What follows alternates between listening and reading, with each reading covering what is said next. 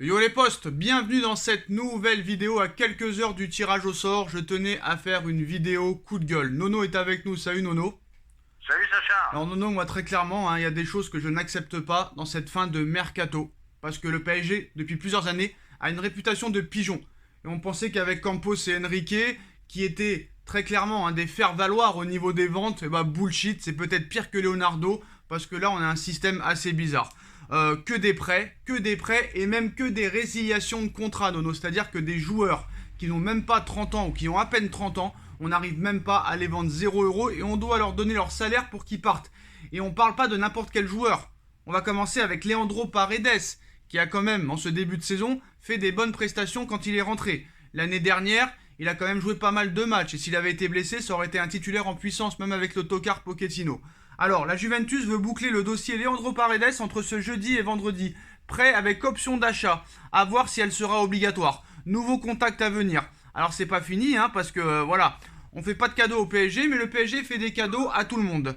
Bon, bref, le coup de gueule va arriver très très vite. On parlera aussi d'autres joueurs. Beaucoup de joueurs vont partir, mais pas forcément avec des ventes. Alors, en ce qui concerne Leandro Paredes, donc le PSG et la Juve veulent conclure au plus vite le dossier Paredes, prêt avec option d'achat. Rejoindre le club italien est la priorité du joueur maintenant. Donc, pour l'instant, c'est un prêt, alors que je pense que Paredes, très clairement, avec son niveau, t'aurais pu au moins le vendre minimum, je dis bien minimum, 20 millions d'euros. Celui qui n'est pas d'accord avec moi, qui m'explique très clairement son argument. Après, là c'est encore peut-être le pire. Là c'est peut-être le pire, Nono. Selon la Repubblica, Keylor Navas est attendu en Italie dans les prochaines 48 heures pour passer sa visite médicale avec le Napoli. Mais c'est pas tout. C'est là le plus beau. C'est là que tu vas tomber peut-être, Nono, et t'évanouir.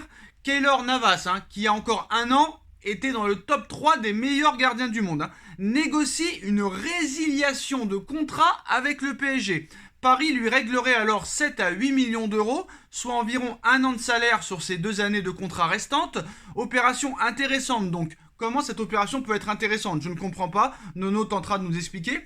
Il pourrait ensuite rejoindre le Napoli pour 2 ans plus une année en option.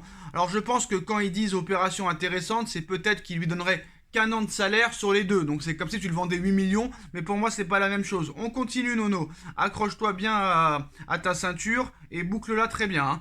Le FC Porto et le Sporting sont intéressés par Idrissa Gueye. Antero Henrique serait prêt à le laisser partir libre. Bah oui, bien évidemment.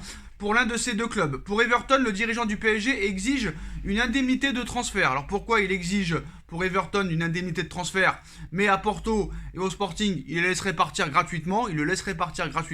Ça, il n'y a que lui qui le sait. Accord entre Mauro Icardi et Galatasaray. Il ne manque plus que le feu vert du Paris Saint-Germain. Bon, le PSG pousse pour qu'une option d'achat soit intégrée dans le prêt de Mauro Icardi à Galatasaray. Le joueur a dit oui au club turc, mais voilà, toujours pas réellement de transfert sec. Donc, offre de Galatasaray, négociation pour un prêt. Le PSG aimerait inclure une option d'achat. Le joueur est OK pour y aller.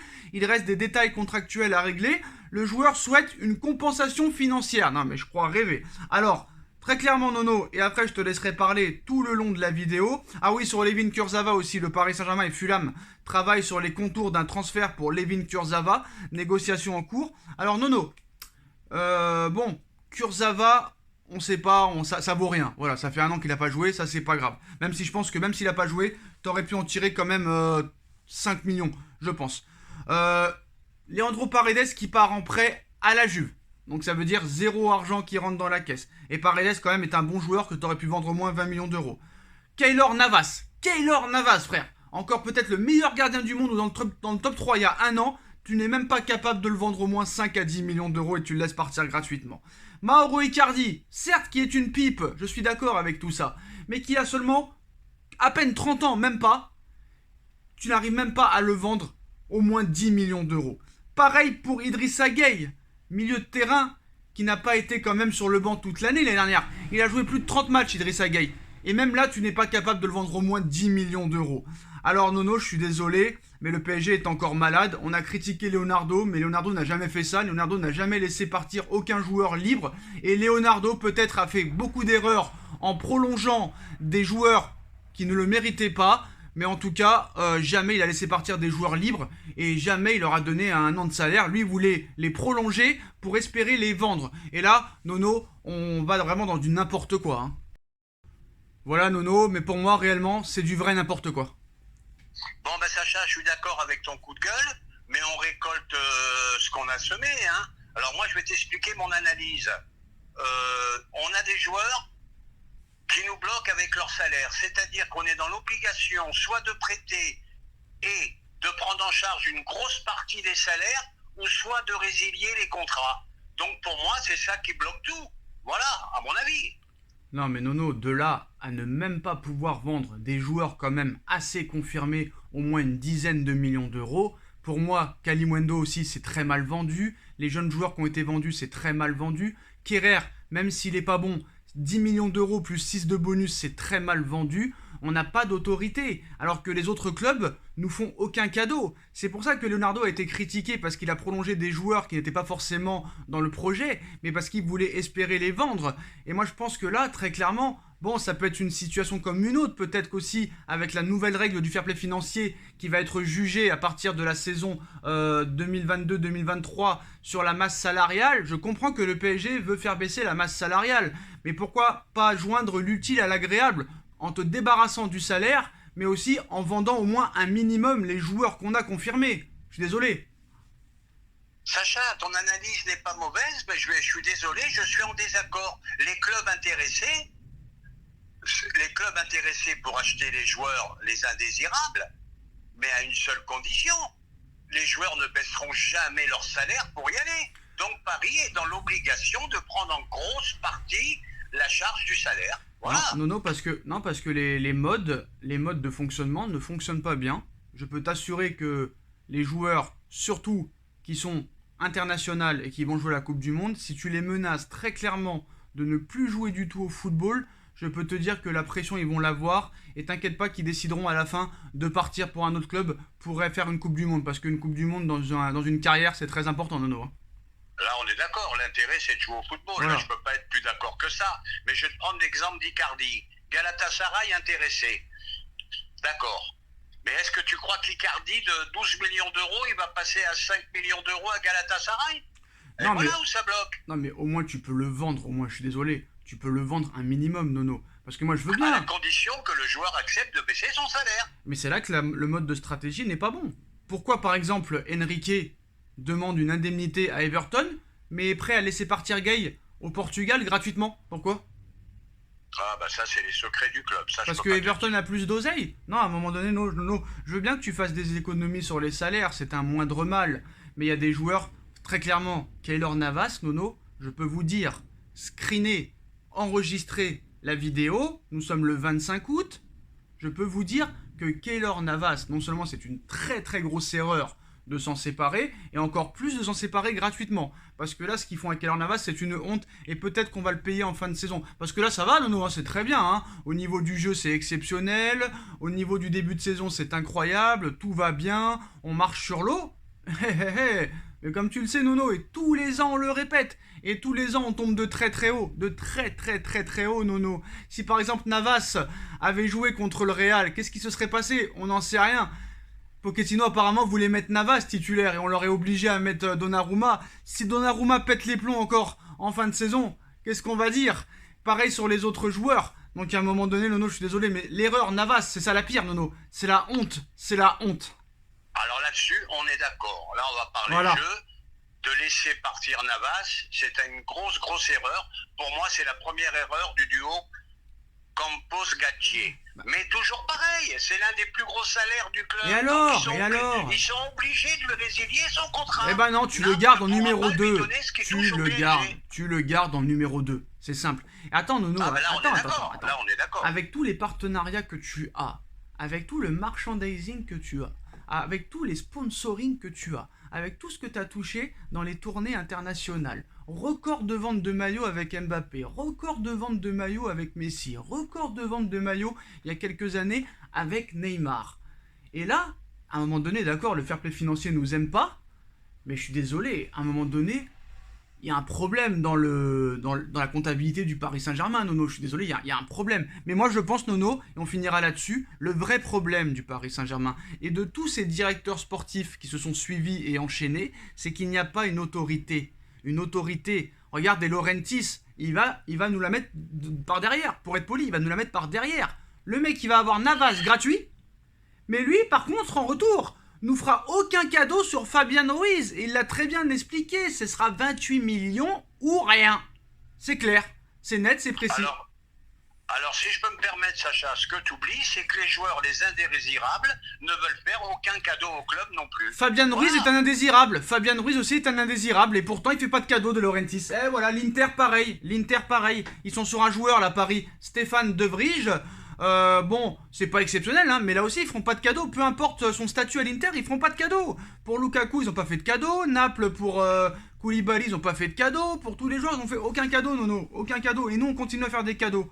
Alors d'accord, les baisses, te débarrasser de leur salaire d'un an à gauche, un an à droite, ça peut être un moindre mal, mais pour moi, c'est pas le bon fonctionnement. Ce club manque d'autorité. Et au niveau des négociations de transfert, le PSG ne fait pas peur. Il peut refaire peur sur le terrain, mais pas en coulisses.